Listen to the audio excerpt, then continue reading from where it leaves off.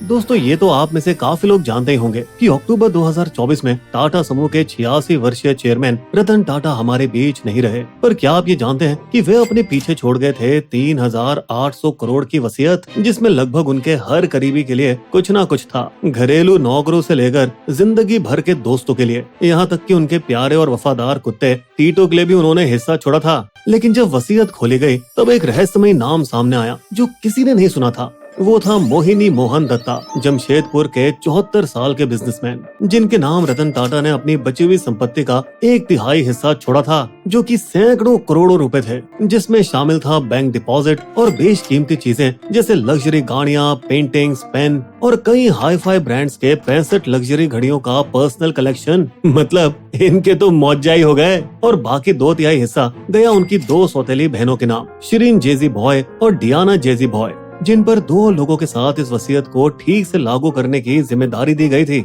लेकिन दोस्तों यहाँ मामला थोड़ा गड़बड़ा गया। यहाँ दत्ता का कहना था कि उनका नुकसान हुआ क्योंकि उनके मुताबिक संपत्ति की कीमत 2000 करोड़ होनी चाहिए थी, पर जबकि लागू करने वालों ने सिर्फ 800 करोड़ बताई। अब दोस्तों यहाँ पारसी वसीयत के लिए बने कानूनों के मुताबिक वसीयत लागू करने वाले को बॉम्बे हाई कोर्ट में जांच की अर्जी देनी पड़ती है। हालांकि इनके बीच जो मतभेद है उसकी वजह से वसीयत की वैधता पर ही सवाल उठ सकते हैं, जिसका मतलब ये हो सकता है कि दत्ता की पूरी विरासत पर सीधा वार। और ये कहना तो लाजमी होगा कि जांच की प्रक्रिया अदालत में सालों तक अटक सकती है, इतनी लंबी कि मुमकिन है कि ये लड़ाई इतने साल चल जाए कि 74 साल के दत्ता तब तक बचे ही नहीं। दोस्तों दत्ता और टाटा की कहानी शुरू हुई थी 1960 के दशक में, जब अमेरिका से लौटे रतन टाटा अपने खानदानी बिजनेस में अपनी जगह तलाश रहे थे। उन्होंने जमशेदपुर के टाटा इंडस्ट्री के अलग अलग विभागों में ट्रेनिंग शुरू की। वो वहाँ के डीलर हॉस्टल में बड़ी ही नम्रता के साथ बाकी सभी टाटा में ट्रेनिंग कर रहे साथियों के साथ रहते थे। और यहीं पर 24 साल के रतन ने एक मेहनती लड़के से दोस्ती की। वो था दत्ता।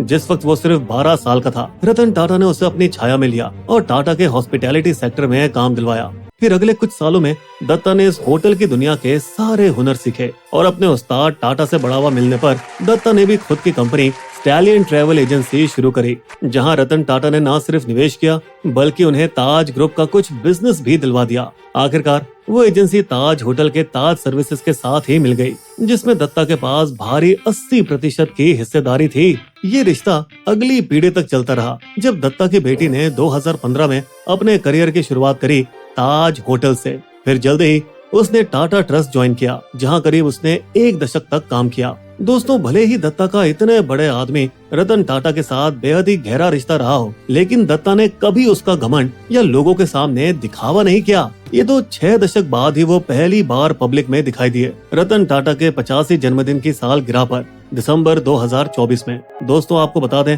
कि वे रतन टाटा के फ्यूनरल पर खास लोगों के बोलने वालों में शुमार थे। मैं टाटा के गोद लिए बेटे जैसा हूँ। उन्होंने मेरी बहुत मदद की और मुझे काबिल बनाया। हालांकि रतन टाटा ने कभी कानूनी तौर पर किसी को ना गोद लिया और ना ही कभी शादी की। दोस्तों अब हम यहाँ रतन टाटा की शानदार विरासत के बारे में तो बात कर ही रहे हैं, तो चलिए देखते हैं ना कि आप भी अपनी ऑनलाइन विरासत को कैसे बना सकते हैं और अपने बिजनेस से ज्यादा पैसे कैसे कमा सकते हैं। आप ऐसा कर सकते हैं अपने प्रोडक्ट को बेचने के लिए एक बेहतरीन ऑनलाइन स्टोर बनाकर, जिसके लिए हम पेश करते हैं ओडू का ई-कॉमर्स ऐप। दोस्तों आपको याद ही होगा ओडू का all in one management software, जो हमने कुछ वीडियोस में बताया भी है, जिसके बहुत सारे शानदार फीचर्स हैं। तो ओडू ई-कॉमर्स के साथ आप सिर्फ 4 आसान स्टेप्स में एक शानदार ऑनलाइन स्टोर बना सकते हैं। बस अपना बिजनेस टाइप और मकसद चुनिए, एक कलर पैलेट चुनिए, पेज और फीचर्स जोड़िए और एक थीम को चुनिए। लो जी, स्टोर तैयार है आपके हिसाब से सजाने के लिए। अब आप यहाँ अपने प्रोडक्ट्स के बारे में जानकारी डालना शुरू करें। बस न्यू पर क्लिक करें, नाम, कीमत, कैटेगरी सिलेक्ट कीजिए, या आप यहाँ सीधा बारकोड को भी स्कैन कर सकते हैं। आसानी से drag and drop building blocks का इस्तेमाल करें जो मोबाइल में अपने आप सही दिखते हैं। आप यहाँ कस्टमर को अट्रैक्ट करने के लिए अपने प्रोडक्ट की डिटेल्स जैसे इमेज, रेटिंग्स, शेयर बटन और खरीदने के स्टेप्स भी जोड़ सकते हैं। पेमेंट प्रोसेस को यूपीआई और रेजर पे के जरिए आसानी से मैनेज करें। दोस्तों यहाँ माल पहुँचाने के लिए शिप रॉकेट जैसे कई डिलीवरी पार्टनर्स आपके साथ हैं। आखिर में आप यहाँ कस्टमर ट्रैकिंग सिस्टम का भी इस्तेमाल कर सकते हैं। आपका माल कब कौन खरीद सकता है इसका पता करने के लिए, ईमेल कैंपेन बनाने या कस्टमर के लिए लॉग इन मैंडेटरी करने के लिए। इसकी बेस्ट बात, ओडू का पहला ऐप पूरी तरह से फ्री है, साथ ही आपको अनलिमिटेड सपोर्ट भी मिलेगा। तो दोस्तों आइए दुनिया के 12 मिलियन से ज्यादा यूजर्स का हिस्सा बनिए। लिंक पर क्लिक करें और ओडू के ई-कॉमर्स बिल्डर का इस्तेमाल करें। अपने बिजनेस को बढ़ाएं और ऐसी कमाई करें जो पीढ़ियों तक चले। तो तो दोस्तों, अगर आप में से कोई भी मुंबई में कभी टाटा हेडक्वार्टर्स या ताज होटल्स में गया हो तो आपको पता ही होगा कि दोनों जगह गली के कुत्तों तक को खाना और रहने की व्यवस्था दी जाती है। दोस्तों, टाटा को कुत्तों से इतना लगाव था कि उन्होंने 2018 में लाइफ टाइम अचीवमेंट अवार्ड भी ठुकरा दिया, वो भी इंग्लैंड के किंग्स चार्ल्स III के हाथों जो मिलने वाला था, सिर्फ इसलिए ताकि वो अपने बीमार डॉग टैंगो के पास रह सके और उसकी देखभाल कर सके। इसलिए अब इस बात पर कोई हैरानी नहीं है कि उन्होंने अपने पालतू कुत्ते टीटो के लिए 12 लाख छोड़े थे ताकि उसकी पूरी जिंदगी की देखभाल हो सके। उनके इस कुत्तों के लगाव की वजह से ही वे एक आम लेकिन मेहनती टाटा कर्मचारी शांतनु नायडू से मिले और वे उनसे बोले, सर, कुत्तों के लिए अंधेरे में चमकने वाले कॉलर्स का मेरे पास एक प्रोजेक्ट है, क्या आप उसमें निवेश करेंगे? और इस पर टाटा साहब ने ना सिर्फ पूरे दिल से हाँ कहा, बल्कि उनकी मदद से शांतनु ने और कई बड़े प्रोजेक्ट शुरू कर दिए, जैसे मोटोपॉज जो जानवरों की भलाई के लिए काम करता है, और गुड फेलोज जहां बुजुर्गों की मदद के लिए संगी साथी दिलाए जाते हैं। इन दोनों के बीच रिश्ता इतना गहरा हो गया कि रतन टाटा ने शांतनु को MBA करने के लिए लोन भी दे दिया, वो भी दुनिया की नामी यूनिवर्सिटी कॉर्नेल में। और तो और वे उनकी ग्रेजुएशन सेरेमनी में भी गए।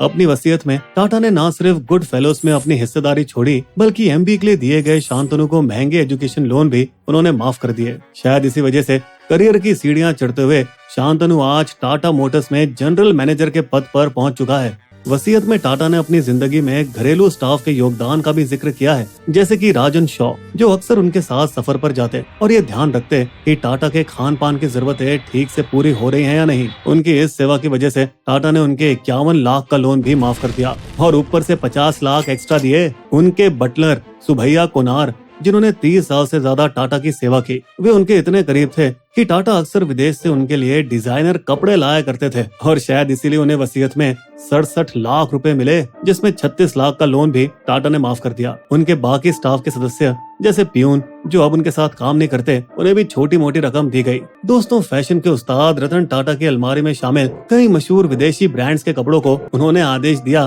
कि उन्हें जरूरतमंदों के NGO को दान कर दें। अब आखिर में आ जाता है उनका परिवार। उनके भाई जिमी टाटा को मिली 50 करोड़ की ज्वेलरी और जूहू बंगले का एक हिस्सा, और बंगले का दूसरा हिस्सा गया उनकी सौतेली माँ सिमोन टाटा को, जिसमें सौतेले भाई नोएल टाटा का नाम भी शामिल था, जो कि आज टाटा ट्रस्ट और ट्रेंड के चेयरमैन हैं। दोस्तों, टाटा के बेहद करीबी दोस्त महली मिस्त्री को भी विरासत में नवाजा गया, जो कि सर दोराबजी और सर रतन टाटा ट्रस्ट के बोर्ड के ट्रस्टी हैं। दोस्तों, क्या आपको पता है, महली मिस्त्री का साइरस मिस्त्री के चचेरे भाई होने के बावजूद उन्होंने खुलकर टाटा का साथ दिया जब रतन टाटा और साइरस मिस्त्री के बीच झगड़ा हुआ था और साइरस को टाटा सन्स के चेयरमैन पद से हटा दिया गया था, जिस पर हमारी वीडियो जरूर देखेगा। महली की वफादारी की वजह से उन्हें अलीबाग का बंगला इनाम में मिला और टाटा के 3 लाइसेंस हथियार, एक पिस्टल, एक शॉटगन और एक राइफल मिली।